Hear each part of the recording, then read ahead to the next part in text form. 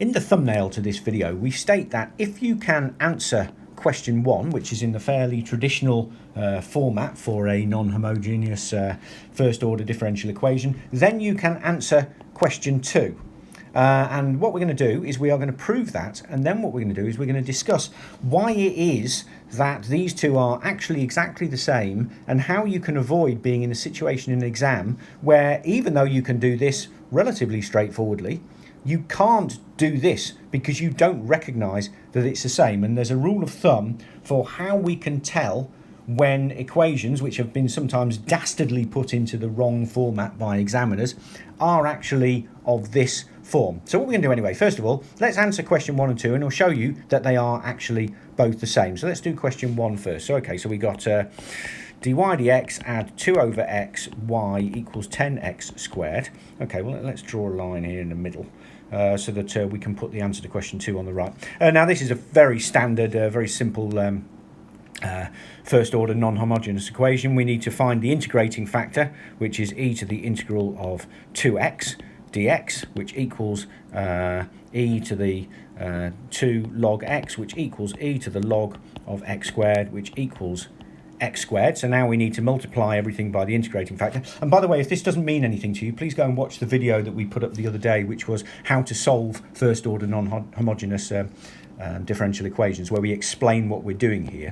But anyway, so we've got x squared dy dx add 2xy equals 10 x to the power of 4. And now what we're going to do is we're going to integrate both sides with respect to x. And that is going to give us, here, it's going to give us yx squared equals 10x to the 5 over 5 add c, which equals 2x to the 5 add c. Now we have in question number 1 that it passes through to point 1, 0. So when x equals 1, y equals 0. So we have there, just getting our constant of integration, we have 0 equals 2 add c, so therefore c equals minus 2. And so therefore the solution to this question 1 is yx squared equals 2x to the 5 minus 2, or to put it another way, y equals 2x cubed minus 2 over x squared. Okay, and there's our answer to question number 1. Nice and simple. Let's have a look at question number 2, and you might be saying, hang on a sec, this is nothing like it. It is identical. So what we're going to do here is that we are going to, because we've got 2x minus 10y cubed dy, add y dx, we're going to divide by dy, and what that gives us is 2x minus 10y cubed, well, let's just rewrite the equation, add y dx equals 0. Divide both sides by, divide everything by dy, we get 2x minus 10y cubed, add y, dx dy equals 0. Now, and let's just put this in a slightly different format now. Y dx dy add 2x equals 10y cubed. Now, there is no law that says that you have to do dy dx. All dy dx means is differentiate y with respect to x. Dx dy means differentiate x with respect to y. Now, in actual fact, this equation here, if we now just divide by y, so we have dx dy add 2xy equals 10y squared, this equation is becoming mighty familiar. Sorry, 2x over y, my apologies. It's becoming mighty familiar because this equation here is almost identical to this equation here with the x and the y flipped around. Okay, so let's carry on. So what we're going to do now is we're going to find the integrating factor here, which is 2 over y. So we have to find e to the integral of 2 over y dy this time, not dx. And we are going to know that basically by exactly the same as that, that is going to equal y squared. And so then we multiply everything by y squared, and we get y squared dx dy add 2yx equals 10y to the 4. Okay, notice anything the same here.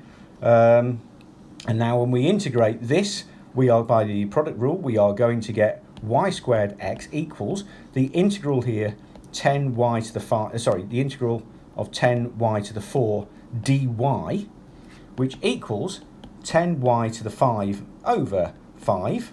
So we have y squared x equals 10y to the 5 over 5, add c. Notice anything familiar here? And so therefore, we know that it goes through the point 0, 1. That was question 2. So therefore, when x equals 0, y equals 1. So that gives us 2, add c. So c equals minus 2, i.e. the solution to this equation is y squared x equals 2y to the 5 minus 2, or x equals 2y cubed minus 2 over y squared. Now that is identical to that, except the x and the y are flipped around.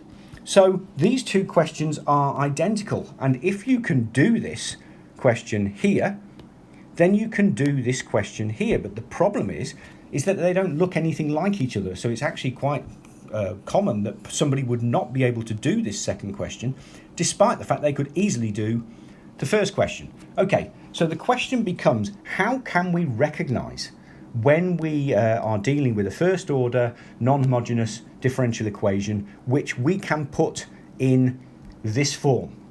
Okay, so there is a rule of thumb. What I'm going to do is I'm going to show it to you. So let's go onto this rule of thumb. So let's have a look here. Here we have basically the equation in question 1 put in 5 different ways. Okay, we have dy dx had 2 over xy equals 10x squared, and then with that one form, this is another form where we have the x multiplied through. Then we have the traditional form, dy dx equals that. This is all an identical equation. Then we have the x dy add 2y minus 10x cubed dx, and finally we have the x dy equals something dx.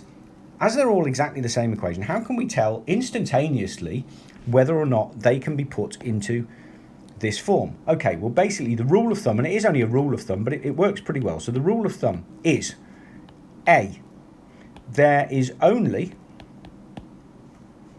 y and dy. Okay, so there's a dy and a y, dy and a y, dy and a y, dy and a y, dy and a y.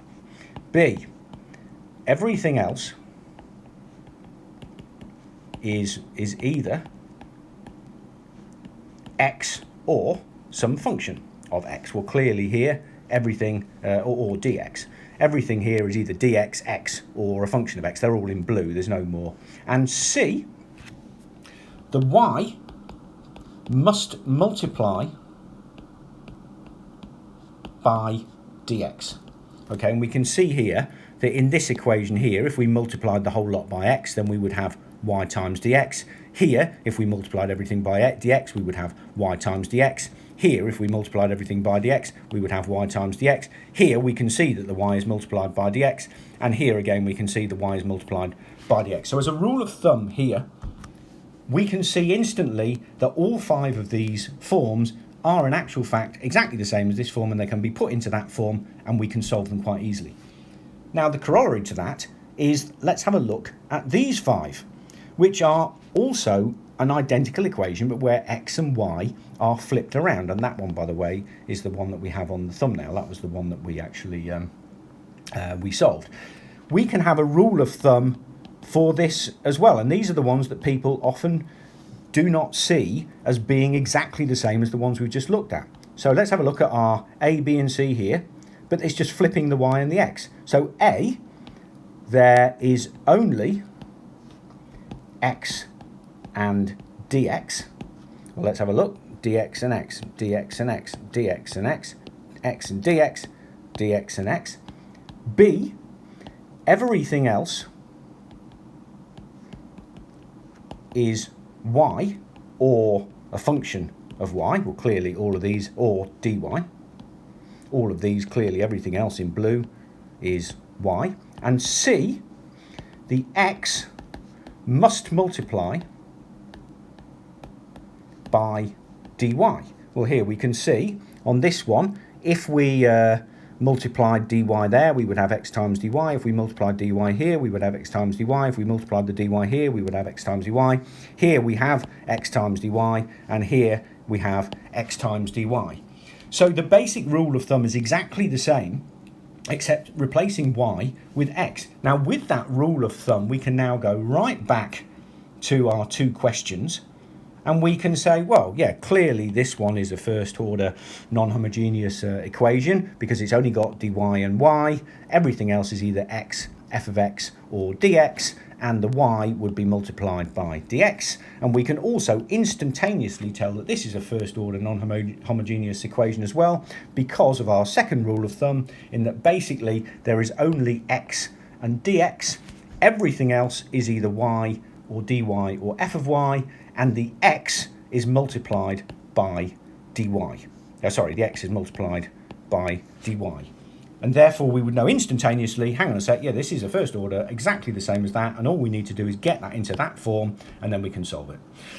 It's very powerful, this, and what it does is it enables you to answer questions that you actually know how to answer, even though you maybe think that you don't.